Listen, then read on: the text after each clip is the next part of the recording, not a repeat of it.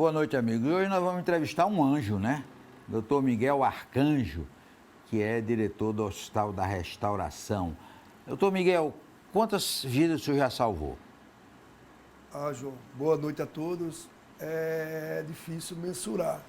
Eu sou médico, cirurgião, formado há 35 anos pela Universidade Federal de Pernambuco e desde que eu me formei eu milito no Hospital da Restauração e com certeza já operei milhares de pessoas. Sempre no Hospital da Restauração? Sempre.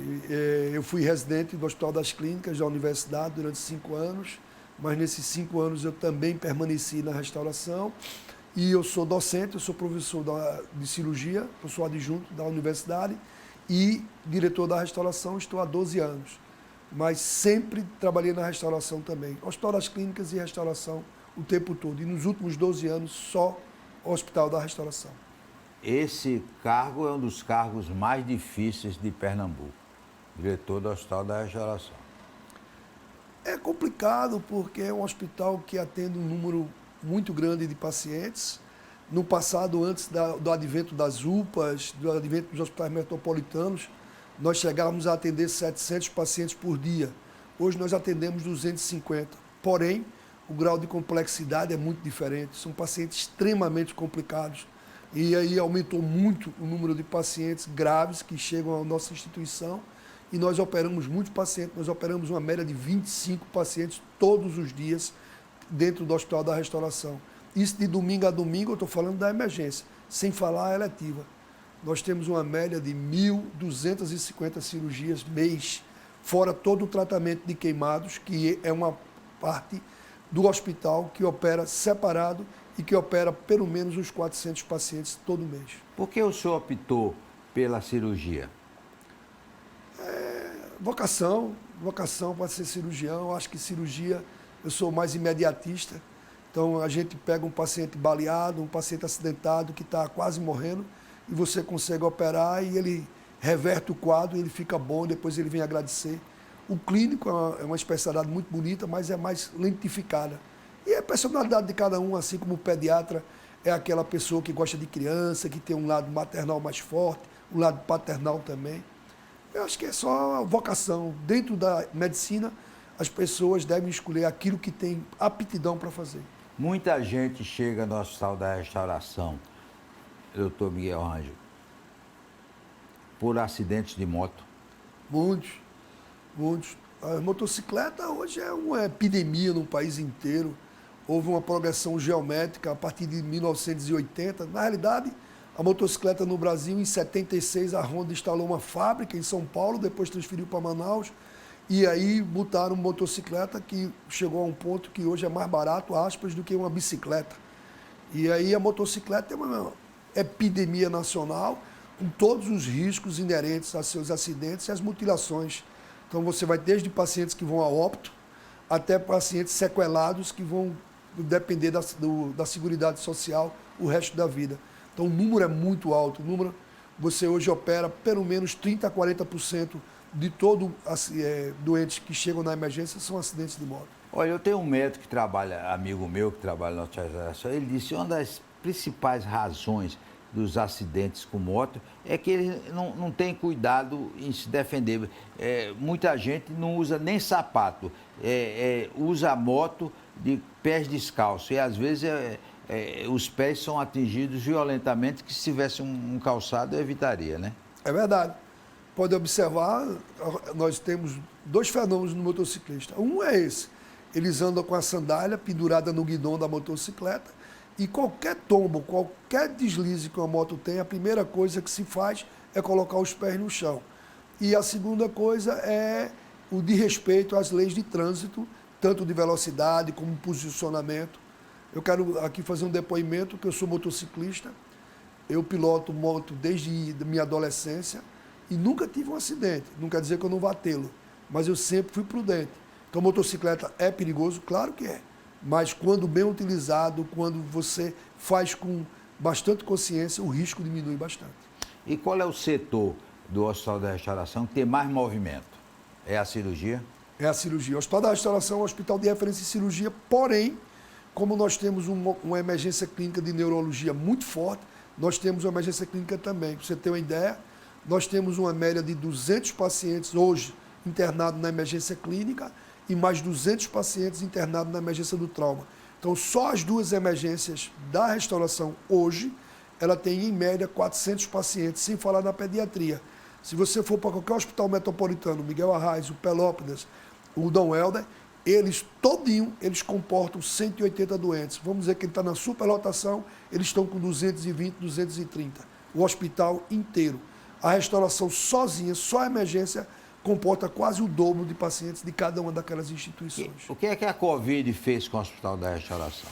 A Covid atrapalhou a todos nós, em qualquer área de atuação. No começo, como toda a população ficou retraída em casa, ficou bem mais tranquilo. Nós passamos uma época que o hospital ficou, aspas, vazio.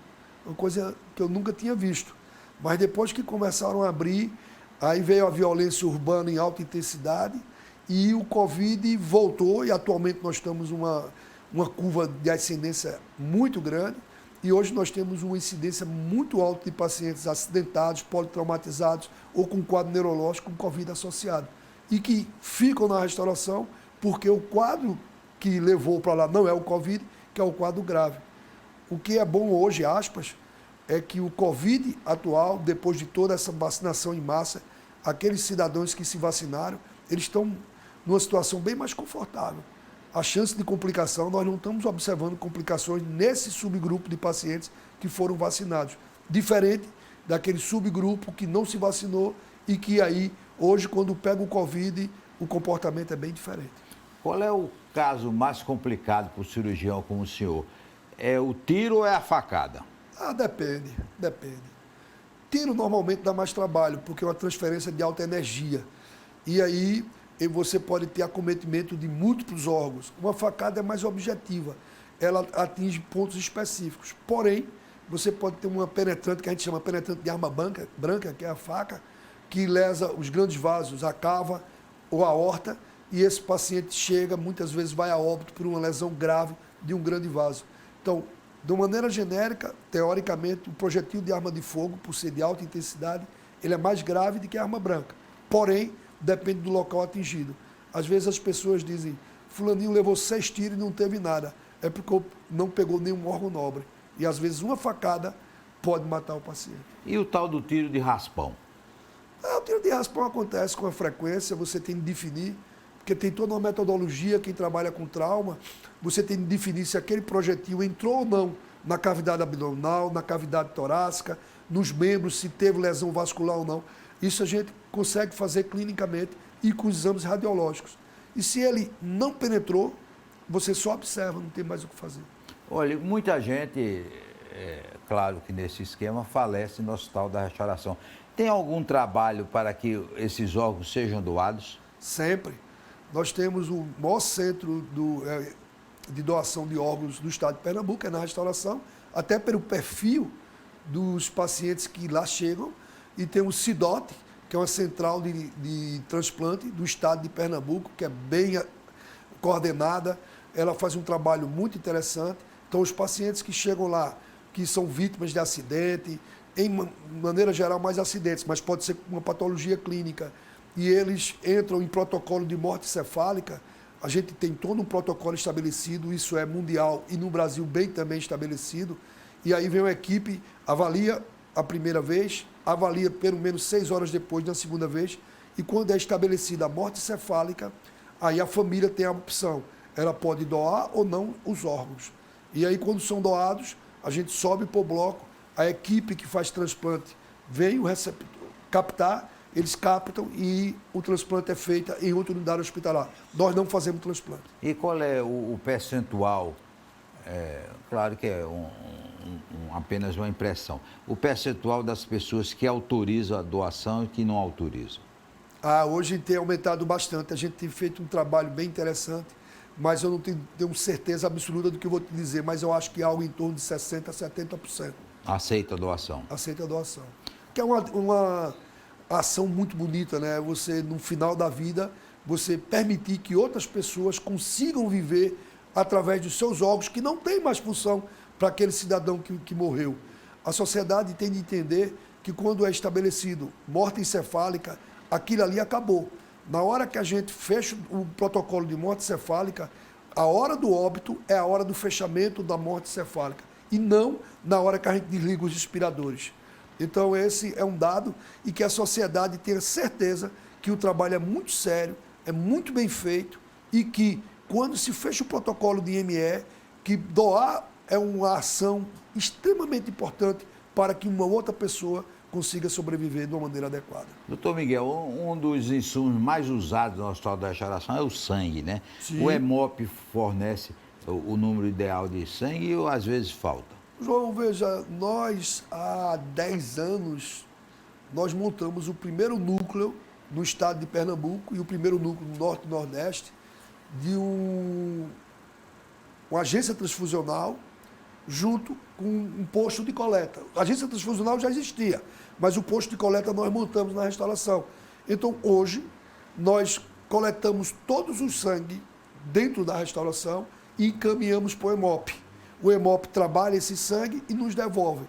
Em síntese, hoje, nós somos autossuficientes em sangue, bem entendido. Nós precisamos sempre do Hemop porque ele é quem faz todo o processo no sangue e seus derivados. Mas nós coletamos dentro da restauração. Então, a doação ela é feita dentro da restauração e nós encaminhamos depois para o Hemop. Olha, normalmente a gente vê aí nesses programas policiais, como Bora Pernambuco, aí tem um caso no interior, aí é um crime, uma facada, um tiro, aí diz, olha, e a vítima foi encaminhada para o Hospital da Restauração.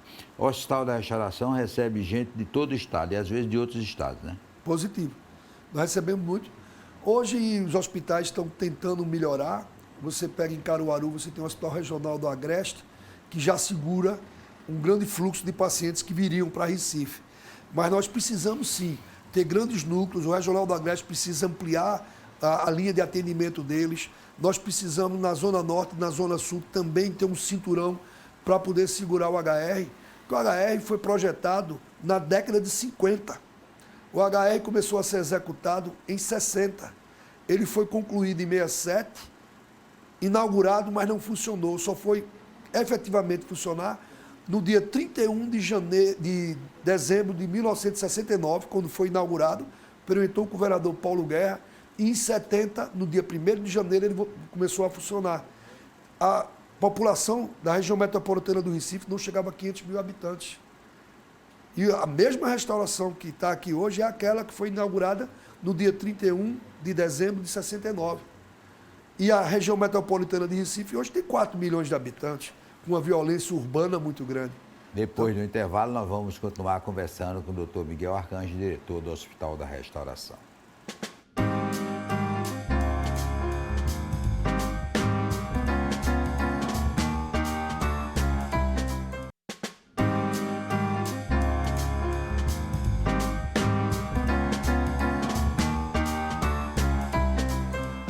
Doutor Miguel Anjo, nós temos esse livro aqui, Salvando Vida, do nosso Idelfonso Fonseca, foi meu companheiro no Diário de Pernambuco, conta a história, né? Salvando Vida e 50 anos do Hospital da Restauração, né? São duas obras lançadas pelo hospital. Isso, João. Isso foi feito, eu gosto muito de história, eu acho que a vida ela é feita de história. A gente tem de aprender com os equívocos do passado para não cometê-los no futuro. E também valorizar todas aquelas pessoas que contribuíram mais ou menos com a sociedade. E o HR tem toda uma história. Então, em 2013, junto com o Idelfonso, que é o nosso jornalista, nós idealizamos fazer uma coletânea de toda a história do HR, desde a sua origem, com o projeto ainda com o então governador Agamenon Magalhães, e o arquiteto era o Bossói.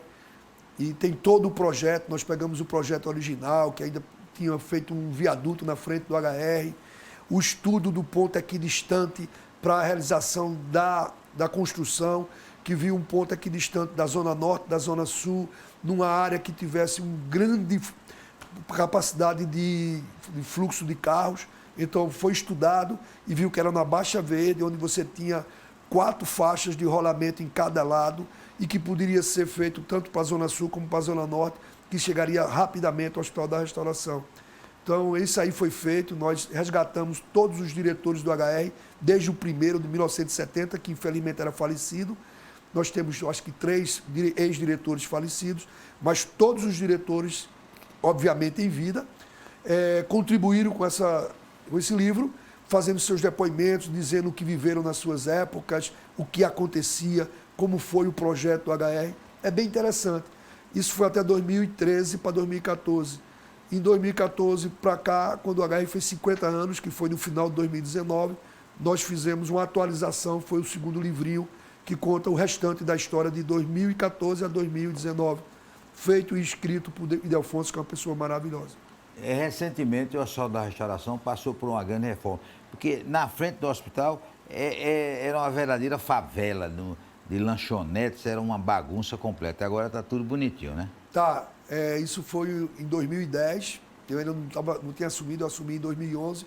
Foi feito um projeto e foi criada uma praça de alimentação, onde se organizou toda aquela distribuição, aquele centro de comercialização de comidas, passou a ser um centro único, bem arrumado, bem asseado, e tirou de frente da restauração aquele cenário que todos nós estávamos acostumados. Inclusive eu, por muitas madrugadas, jantei ali, depois de operar umas 2, 3 horas da manhã, descia e comia nessa área fora do HR, que era uma coisa muito feia. Cachorro quente? Não, tinha macaxeira com carne de charque, um guisadinho com carne com tudo macaxeira. Maravilha, né? Maravilhoso. Eu quero dizer que eu nunca tive problema nenhum. Comia e ia dormir tranquilo, o restante da madrugada não tinha problema não. É porque até hoje a pessoa lembra aquele cachorro quente que vendia na porta dos campos de futebol, nunca fizeram daquela qualidade. Lá nós não tínhamos cachorro quente de rotina, mas tínhamos o guisadinho de boi, era com macaxeira, com batata doce, com inhame, era uma coisa interessante. É uma coisa popular e muito gostosa e um preço bastante acessível. Ainda tem hoje nessa praça de alimentação? Tem tudo isso. Mas o senhor não vai mais lá, não? Vou, eventualmente eu vou. Vai também. Doutor Miguel, já a gente vê muito nos programas de televisão, a vítima está num quadro, o Hospital da Restauração, que o quadro dele é estável. O que é quadro estável? É estável para a gente, é uma maneira de tentar passar para a população leiga que o paciente, ele sofreu algum procedimento, alguma ação médica, mas que naquele momento o quadro clínico, sinais vitais, pressão arterial, frequência cardíaca, frequência respiratória, nível de consciência, está razoavelmente bom ou bom. Mas que ele não está isento de riscos que venham levar a óbito. É mais fácil do que a gente dizer, o paciente tem um Glasgow de 12, a escala de Glasgow ela vai de 3 a 15. É uma escala neurológica que mostra o nível de consciência do paciente na sua essência. É um score fisiológico que nós utilizamos, mas fica muito difícil de você se expressar para a população com termos muito técnicos. Então, por isso que se usa muito. Está estável, ou o paciente está grave, é uma maneira simplória de tentar passar para a população o que o paciente está naquele momento, o estado dele. O senhor também é diretor de um enorme restaurante, né? Porque tem que servir café da manhã, lanche, almoço, jantar, para não sei quantas pessoas, né? Nós temos um percentual bem interessante. Você tem uma ideia, nós temos quase 2.500 almoços todos os dias. Realmente, nós temos um refeitório e uma cozinha, uma cozinha industrial. Ela é terceirizada, a equipe de nutrição é nossa, mas a produção da alimentação é terceirizada, mas ela sai com uma qualidade excelente para um volume absurdo que nós temos. Então, você tem uma média de 1.000 cafés e 1.000 jantares por dia e 2.500 almoços. Lembrar que nós temos no hospital hoje em torno de 900 pacientes internados, mais pelo menos 700 acompanhantes. Todos os acompanhantes têm direito às 3 refeições, mais 2 lanches, e toda a equipe de plantão tem direito a refeições e a equipe diarista também tem direito à refeição dentro do horário. O HR tem quantas UTIs? O HR tem uma UTI geral, que tem 30 leitos, tem uma UTI de neurocirurgia e as cirurgias complexas, que tem mais 20 leitos, são 50. Nós temos uma UTI pediátrica com 10 leitos para pacientes agudos e nós temos uma UTI pediátrica para crianças crônicas, que são 7 leitos, que na pediatria é um fenômeno que nós encontramos, são crianças que moram dentro da instituição. nós temos crianças, chegamos a ter criança com 10 anos dentro do hospital, que moravam no hospital, em virtude das patologias delas serem crônicas, elas não poderem ir para casa. Isso é incrível, né? 10 anos. 10 anos dentro do hospital, depois essas crianças, quando ficam adultas, a gente consegue transferir para um leito de crônico, de adultos, no TI crônico, e eventualmente eles ficam no tratamento domiciliar. Quando é possível, o Estado consegue montar uma estrutura familiar dentro da própria casa e aí passa a tomar conta dessas criancinhas. Nos adultos nós não temos isso, mas nas crianças nós temos sim. Também, muitas vezes, o Hospital da Restauração tem um problema policial, né? Quando um traficante leva um tiro, uma facada, ou a concorrência de gangues e tal. Aí é um cuidado especial com esse pessoal, né? Sim, mas todo paciente que tem alguma patologia criminal. Uma patologia criminal, ele é acompanhado por 2 policiais. Então, nós temos 2 policiais militares, que é a própria polícia quem controla, que ficam custodiando esse cidadão. Assim como nós temos também a Polícia Civil em alguns casos. O que nós não temos hoje, que faz falta, mas eu tenho certeza que o governo do Estado vai recolocar, é que, com o advento da pandemia, do Covid-19, foram retirados de dentro da recepção da restauração a equipe de plantão da Polícia Militar e da Polícia Civil. Então, você tinha na recepção da emergência do trauma a equipe policial, tanto civil quanto militar, que dava mais segurança para a instituição. E esse subgrupo foi retirado em virtude da pandemia e que até o momento não voltaram, mas eu tenho certeza de que eles voltarão em breve. Vamos pedir aqui ao governador Paulo Câmara para recolocar esse pessoal. É importante que se recoloque, é importante, é muito importante. Uma vez, agora há pouco não, durante a Copa do Mundo, veio uma equipe dos Estados Unidos, na realidade veio o cônsul americano, que é de Brasília, não era o daqui, o de Brasília, e veio com a equipe de segurança. E ele veio conhecer a restauração em virtude da Copa do Mundo e toda essa coisa. E o chefe da segurança dele ficou impressionado com a quantidade de policiais militares que ele encontrou dentro dos andares da restauração. Eu disse, isso é a população que nós atendemos. Então, esse subgrupo que tem problemas com a justiça, eles são custodiados.